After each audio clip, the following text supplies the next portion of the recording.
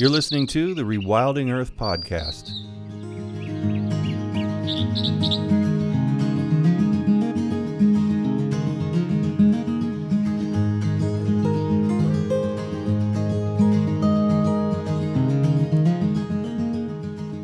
The Rewilding Earth podcast is supported by businesses such as Patagonia, Catula, and Biohabitats, as well as the Whedon Foundation and listeners like you. If you love the work that the Rewilding Institute is doing, please consider donating at rewilding.org. And be sure to sign up for our weekly newsletter while you're there.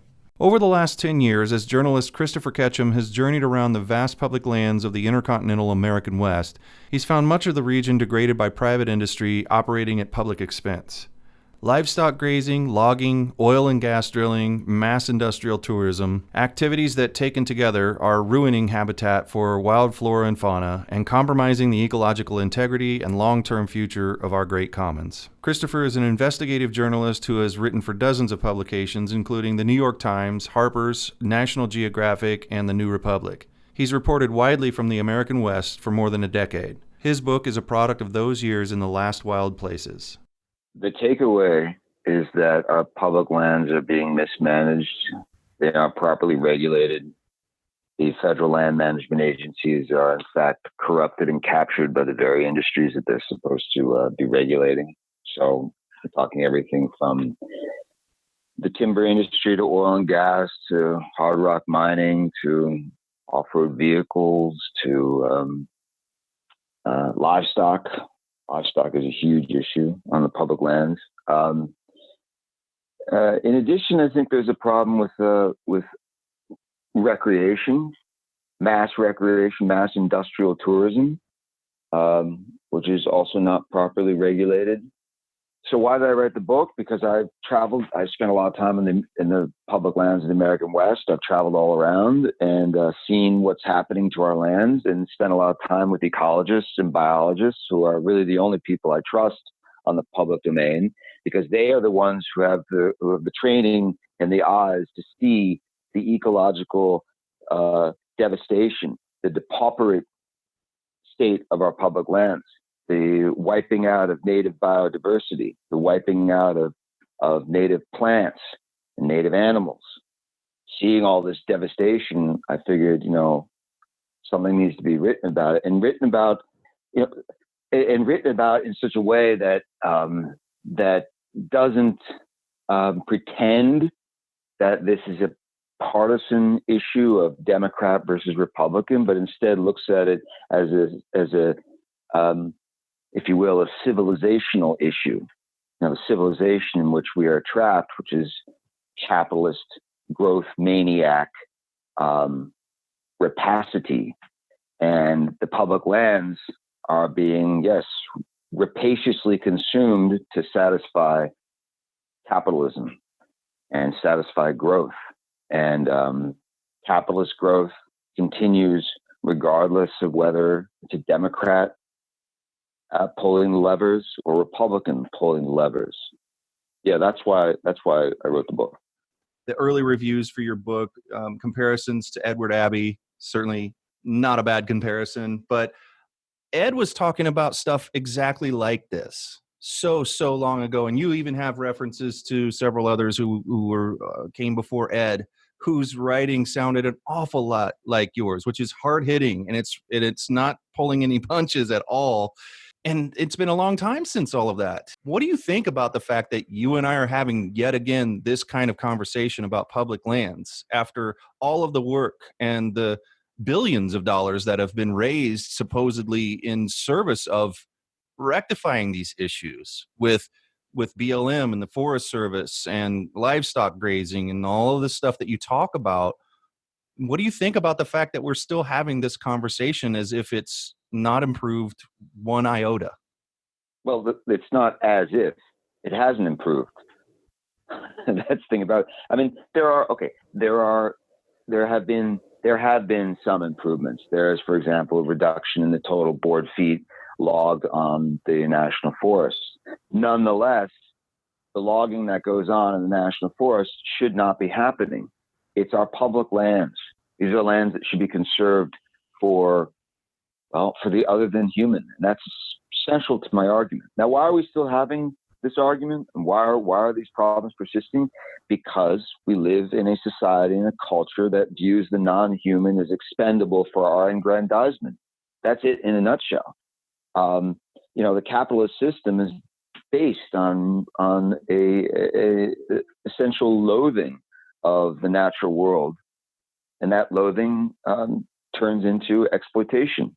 And so, Bernard DeVoto was writing about it, and Edward Abbey is writing about it. Now I'm writing about it because that system hasn't changed. And that worldview that reduces nature to quote unquote resources, that reduces nature to utilitarian things to be used, to be dominated, that worldview hasn't changed. And it probably will never change, unfortunately, unless you have a true upheaval in society. Now, Aldo Leopold, another of the great writers who informed my book, Aldo Leopold argued that we were headed in the right direction toward what he called the land ethics, a sense of extending the sphere of rights beyond humans to the non-human, to the inhabitants of the landscape and to the land itself. And this would be a codification, if you will, of the rights of nature. And we may be headed that way, but man, it's going to be a long haul. I have a feeling that 50 years from now, some other dude is going to be writing the same book that I'm writing, that I've just written, and making the same arguments. And that it's going to take a long time for this ideology of domination and use to pass away to something more advanced, something less primitive, something more holistic and understanding and compassionate and humble and restrained. And that's what, that's the other reason I wrote the book, because I saw so little humility on the part of the federal land managers, who we entrust, by the way, as the owners of this land. We entrust them to take care of the commons, to protect the commons. Well, they're not doing that. You talk a lot about specifics, that you allude to the fact that most people don't really even know the beginning of all of this, like the depth that this really reaches. That when you look at social media and you watch people arguing about issues that make us and listeners of this kind of podcast roll our eyes, like, really? That's like talking about recycling. That's like talking about, the very bare bones 101 level education of conservation and respect for nature. And we roll our eyes. And it seems like you have an awful lot of stuff in this book that would really make people, surprise people. Well, I mean, I could tell you, for example, a story about a district manager of the BLM in Nevada, in the Battle Mountain District, which is the largest BLM district in that state, named Doug Furtado, who was battling with local livestock ranchers who have leases to graze on public lands, and battling with them specific over two issues. One, over the fact they were overgrazing, violating their permits, and doing so with seeming impunity. And Furtado tried to end that impunity. And two, that they were violating the Wild Horses and Burros Act of, I guess, 1970 that was passed, 73. Anyways, so they're violating federal law in relation to their relationship with the wild horses. And well, guess what happened? Furtado's own bosses at the BLM came down on him and threatened to wreck his career. And I tell this whole story in the book about how I attended a public meeting with Furtado and a group of ranchers out in the field in the Battle Mountain District, out in the valley, not far from the city of Elko, I think it was. And they literally, it's like a public crucifixion of this guy. The ranchers and Furtado's own boss, a guy named John Roos, who was the state director of the BLM at the time. This is 2015, summer of 2015. Furtado's own boss, Ruse, sides with the ranchers against Furtado in this public display of extreme animosity toward the BLM manager who's simply trying to uphold federal law. That's all he's doing. Yeah. He tells me afterwards, he says, hey, all I'm doing is following the law. But guess what? The ranchers don't want to follow the law.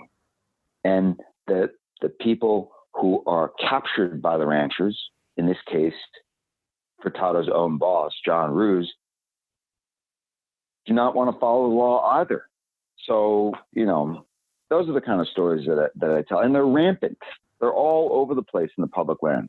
It's systemic. I mean, or you can take the example, it's systemic, it's everywhere, it's a major problem, and it largely goes unreported.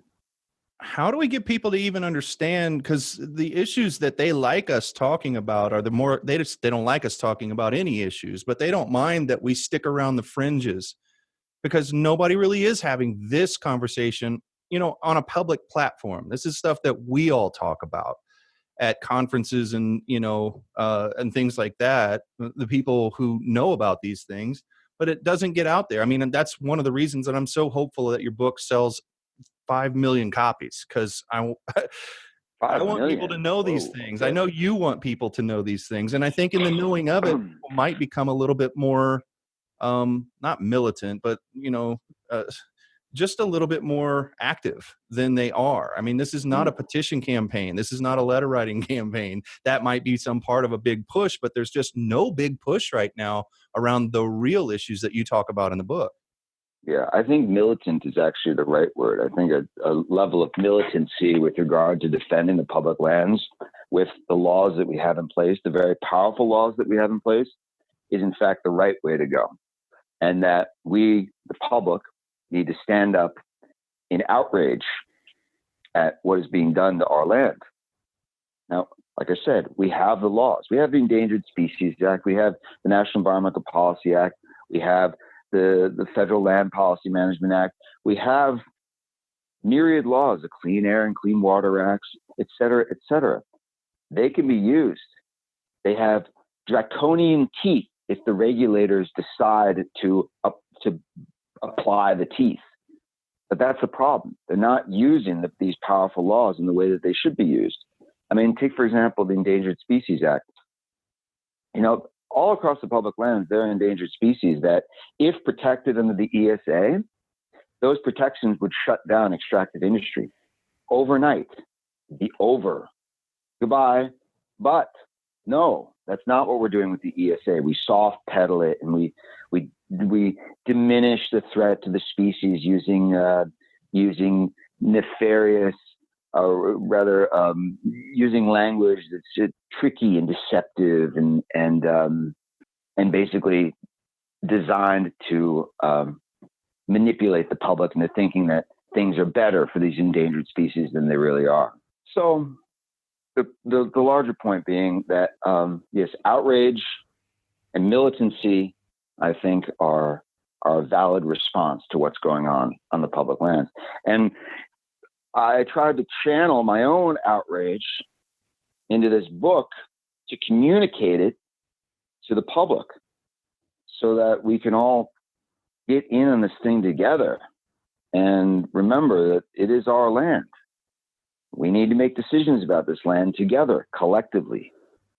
One of the things I fantasize about is a future, hopefully soon, that people get interested in being on these boring committees and these things that have been taken over, because the guys who want to do what they're doing with the land, whether it's the grazing or minerals or oil or gas or whatever it is, they figured out how to circumvent the ESA and how to write that language. But also, in just actual fact, those are the types of people who have loaded themselves onto commissions, and on state level, federal level, they have influence at every single place that you can touch the government, state, local, or federal, and circumvent the law very easily, it seems. But they've been at this for quite a long time, and I fear that we have not. And it's not an easy thing to say well, let's just go and get ourselves on these boards and these commissions, and and get our voice. Well, they've got that locked up. That's their gym. They took it over, and that's discussion is one thing, but how do you envision us being able to do what we obviously must, and having people, scientists and conservationists and everybody, having those voices, having people even interested in doing this stuff, because it doesn't seems like we're willing to do a lot of petitioning and a lot of lobbying and things like that, but I don't see the same fervor around just getting your butt on these boring commissions and showing up for the meetings and making your vote count. Well, it is exactly as you described. You have to join the committees, show up for the public meetings, add to the public commentary when there's public commentary mandated under, say, NEPA or other laws. You got to participate. My form of participation is write journalism. Now, I will say this, though, about journalism. Our job as journalists is not to propose solutions. That's for the policy wonks. That's for the public maybe to figure out. My job, is to identify corrupt institutions and place demolitions under them and try to destroy them because they're corrupt. So you asked me what to do specifically. I don't know, man. I don't presume to have those answers. I'm not arrogant enough to say, even in my book, in the last chapter, the last chapter is supposed to be the one in which the author puts it all together and says, okay, here's what we're going to do to solve these seemingly intractable problems. I don't do that. In the end, I don't know. I don't know what needs to be done. I know that the thing needs to be changed. The system needs to be changed. And it probably requires something a lot more radical than sitting on committees and making public comments to EISs. However, in the interim, those are necessary but not sufficient acts to change things. So yes, get on the committees, comment on the EISs, participate in the National Environmental Policy Act processes required of federal land management agencies when they make decisions on our commons. Yes, participate. Call your congressman. Complain. Make a stink. Make a stink. Go and show up at your congressman's office and say, why are you facilitating the rape and plunder of the American commons? And make an issue out of it. I actually think that people are deep in their subconscious, very aware of the perversity of this thing called techno-industrial civilization in which we are trapped. But the culture doesn't allow us to properly and freely express our concern with that perverse state of affairs. I think people in their heart of hearts are a little freaked out by the fact that they'll walk into a public space and everyone around them will be staring at a little portable screen telecommunications device. An STD for short, screen telecommunications device, everywhere, ubiquitous, used by everyone, and in that ubiquitous use, these machines seem to render human beings into component parts or simulacra, and they all look the same. And there's kind of existential horror at that. I think people do feel that. I think people feel an existential horror at the biodiversity collapse that we have enabled. I think people feel an existential horror at climate change and what it means for not only our civilization, but for Mother Earth. I think there is a feeling that things have gone wrong, are going wrong, but we don't quite know how to correct it, and we don't quite know an alternative path. And my book is meant in part to tap into that sentiment, that feeling that something's awry here, things aren't right. We're headed down a path of civilizational suicide, and along that path, we're going to lay waste to the beauty of the world. That beauty being the incredible diversity of creation. People are thirsting for some alternative vision to the one that techno-industrial civilization gives them. while staring into the screens. Look, I got two daughters, right? I got a 7-year-old and a 23-year-old. The 7-year-old sees all around her the adults who she idolizes and emulates staring at screens. So what are we teaching her? I mean, it's inculcated. It's an inculcated learning. It's indoctrination. And so, yeah, people are staring at the screens, even though I think there's an unease associated with what we're doing to the planet. When you look at like the tar sands up in Alberta, no one can look upon that wasteland without a sense of just absolute shame that we have done this. For what? For, Ed Abbey would say, so we can power our electric toothbrushes. Yeah. Some of the people staring into those screens are signing a petition, are learning something about an issue. And I think a lot of times, even I will say, I'm doing something good with this technology. I'm learning, I'm keeping up on things. I'm subscribed to all the right people. I'm learning the right information as best as I can and follow the best people that I can. My stream of information looks a lot different than the average person, but I'm still using the phone and the technology and everything else to do it. And I think a lot of times we'll convince ourselves that it's for the greater good, that, most of the time I'm using this technology, so I'll even find myself supporting it. And it puts us always in and it wasn't the phones. Before that, it was other stuff.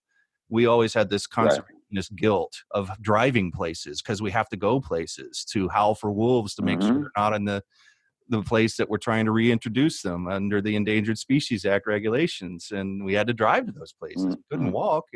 I write about that very thing, the sense of guilt and also the sense of hypocrisy in that to write this book about how we're destroying the public lands in no small part for exploitation of fossil fuels. And I'm driving around and flying all about to report the book. Kind of has an absurd quality to it, really. I mean, frankly, the best thing that conservationists can do is just, as we were talking about earlier, don't leave the house. Don't forget about travel. After the 2000, or just get really poor. That actually would save the planet. If the rich developed world lost tons and tons of money, because without consumption rates, without travel, the carbon footprint of the developed world. So 2008, you have the financial crash. What happens thereafter? The carbon footprint of the United States dropped precipitously. So years pass.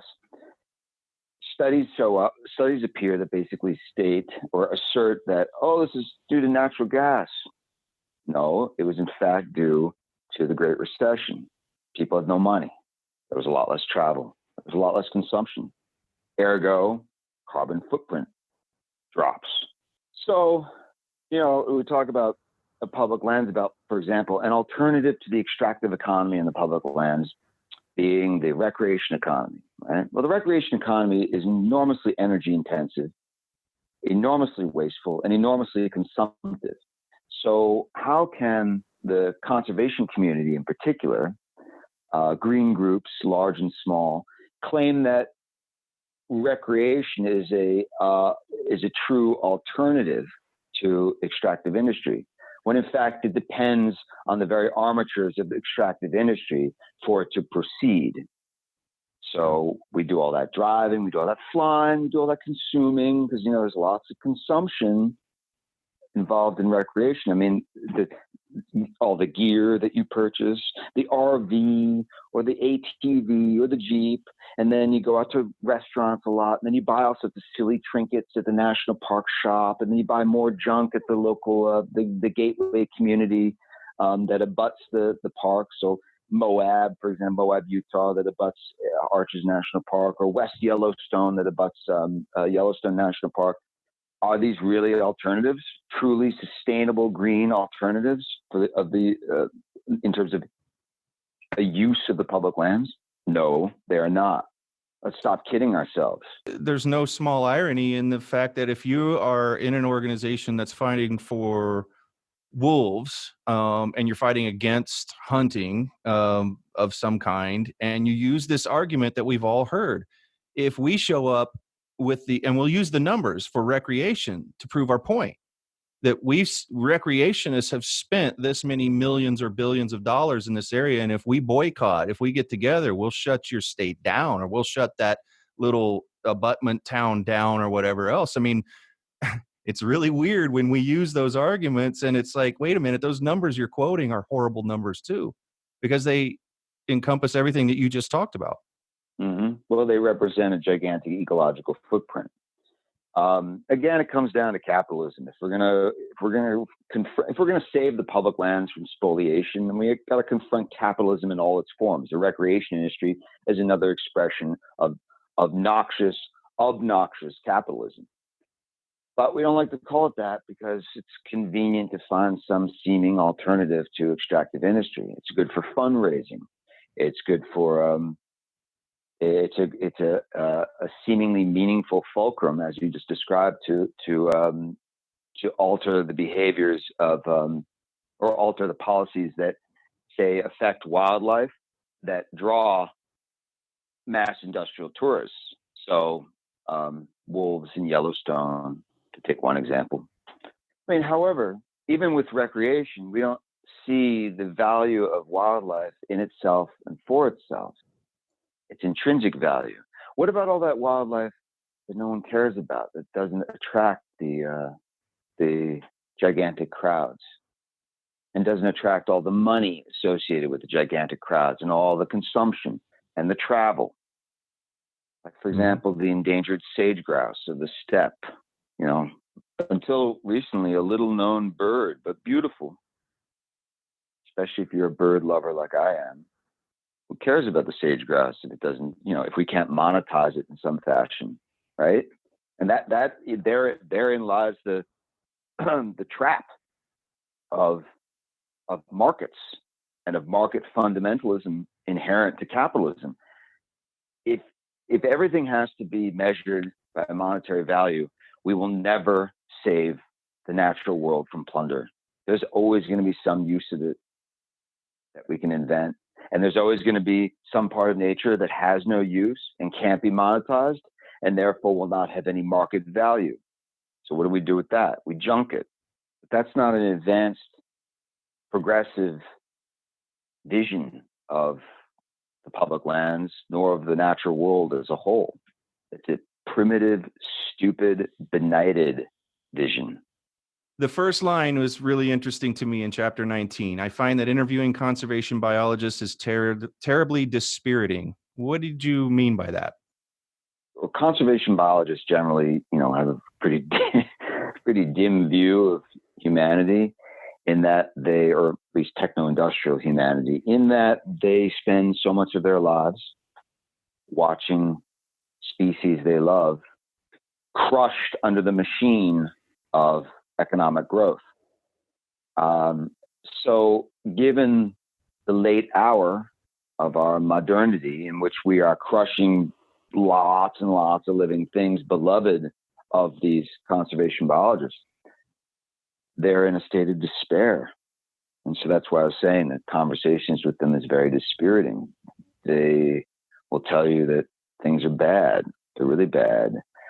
And they will remark on what I remarked a moment ago, which is that how do we find a way to protect those species that for their intrinsic value, regardless of whether they can be monetized? How do you do that? Because that's really the goal of a conservation biologist, to take our ecological understanding and remove it from the market dynamic, and to say that the wild things have value no matter what, because they evolved out of creation. That's it. That's all we need to say. But that's not what our society dictates.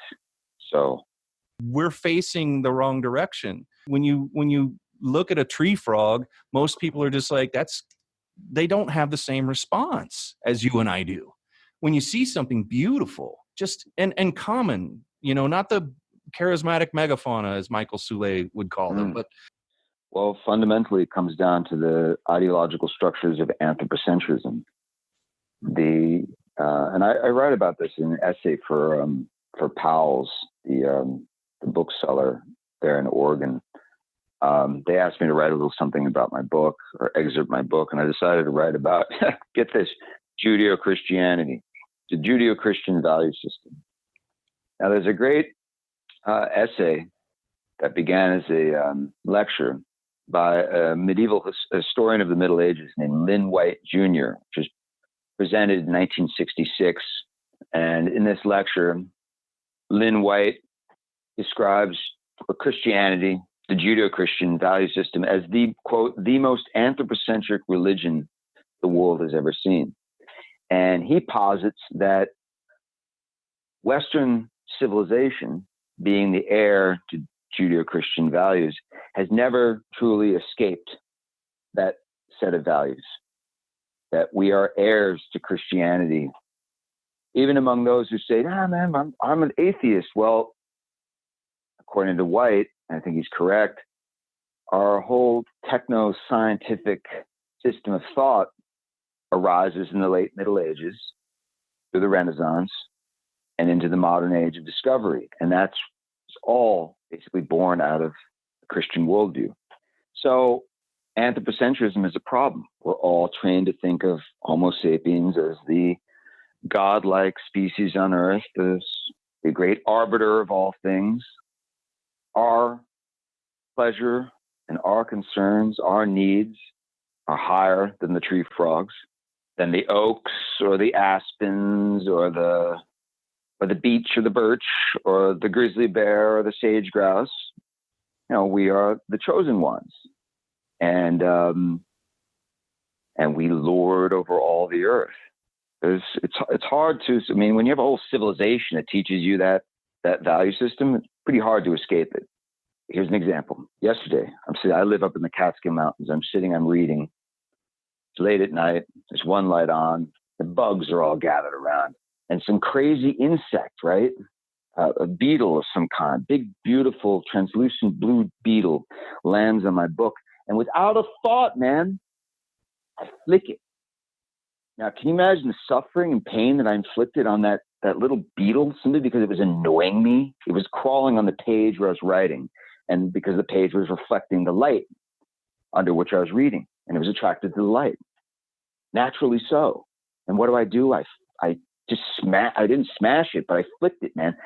Probably injured it, but without a thought, and then afterwards I said to myself, my God, man, what the fuck did you just do?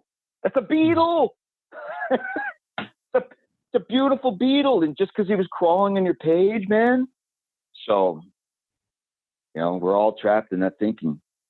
And it's hard to escape it. You have to practice a kind of like Buddhistic mindfulness all the time to escape that training. Right now we are unbalanced. We've gone to the extreme of consumption, the extreme of growth, the extremes of greed and ambition, and this has to stop. To come back to Buddhism, the middle path. The middle path is where it's at. To find the middle path. We can find the middle path, but there's an entire propaganda and brainwashing system out there that tells us not to follow the middle path. It tells us to follow the extreme path of materialistic acquisition, material ambition, invidious display, conspicuous consumption, et cetera, et cetera. A lot of times people will couch this as there are people in federal lands, in federal wildlife services, the Forest Service, BLM, and we do an us against them kind of thing, as if none of the things that you just mentioned were really a problem. But how much are we driving all of those problems, all of those bad actors to do the things that they're doing? I mean, it's a resources issue, and we're the ones consuming those resources. How much are we culpable in the pressure that puts on? And then the people who just greedily go, there's opportunity here. I can make a huge amount of money here. If these guys are going to keep consuming like this, I can just go in here and thwart the ESA.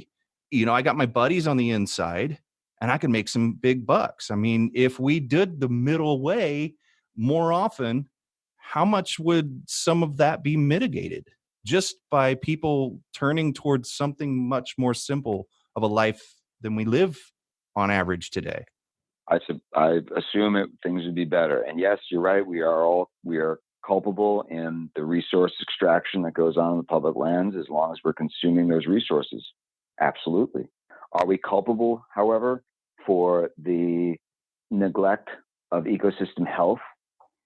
Are we culpable for the failure to follow federal environmental law by the very regulators who are tasked with following that law? No, I don't think so. I think that the guilty party there include all the extractive industries that put pressure on Congress and on the regulatory agencies to not follow the law. There are people who obviously don't want your book out there. Of course, they're not going to, but there's also this problem. I don't feel like a lot of people just in society want to hear what you have to say in this book because they don't want to know all of this. What do we do about, how do we talk about that as conservationists? When we go out, we learn from your book, we get all these new stats and stories and things like that. How do we go back out and not be that guy at the party who brings everybody down? Because they want to have a solution where they still get to drive their car and look at their screen. And we are just not going to have that message for them. It's a problem. I'm not sure, though, that you're correct in that people don't want to hear the message. Maybe it's a harsh one and unforgiving, but it also is one that's leveling, basically saying, hey, we're all in this together. We can make collective decisions about the public lands. It's a commons. It's like our hyper-capitalistic nation's surprise experiment in socialism, the public lands are. So we can engage this issue collectively, together. Maybe all make some sacrifices. Because if we don't all make sacrifices, it ain't going to work.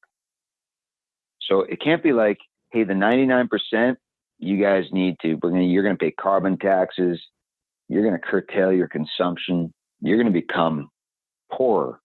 But the oligarchy and the 1%, they're going to continue flying all over the planet and plying the seas with their yachts and throwing, $500,000 wedding parties for their children and buying, diamonds galore for their wives. I mean, no, they have to go down too. The stuff that our tax money pays for, the surprising things that people will find in your book about that alone, how much is true, the term of welfare ranching. I mean, it is so true. It's not hyperbole. It is in every sense of the word true. I don't think people really understand how much we pay for all that stuff. And that's inequality. That's somebody running a business on our public lands and benefiting from it in a way that we can't. And it's supposed to be equally shared among everyone. And that's a case of where it is clearly not. I think you nailed it, man. I think that's exactly right. We're talking about land on which no one person is supposed to be privileged above the other. And yet you have people, institutions, and corporations that are indeed privileged and that represent an incredible system of inequality on the commons. Their privilege is organized and protected and facilitated by the very federal land management regulators who are supposed to be protecting us and our land. And that, to me, is an intolerable situation, and it ties into the broader issue, yes, of inequality globally, an intolerable situation that must come to an end. The book is This Land: How Cowboys, Capitalism, and Corruption Are Ruining the American West by Christopher Ketcham. Chris, thank you so much for being here today. I wish we could talk even more. Well, thank you. Thanks for listening to the Rewilding Earth podcast. Be sure to visit rewilding.org to subscribe so you don't miss past and future episodes. And while you're there, please consider supporting Rewilding by making a donation or subscribing to the Rewilding Earth newsletter.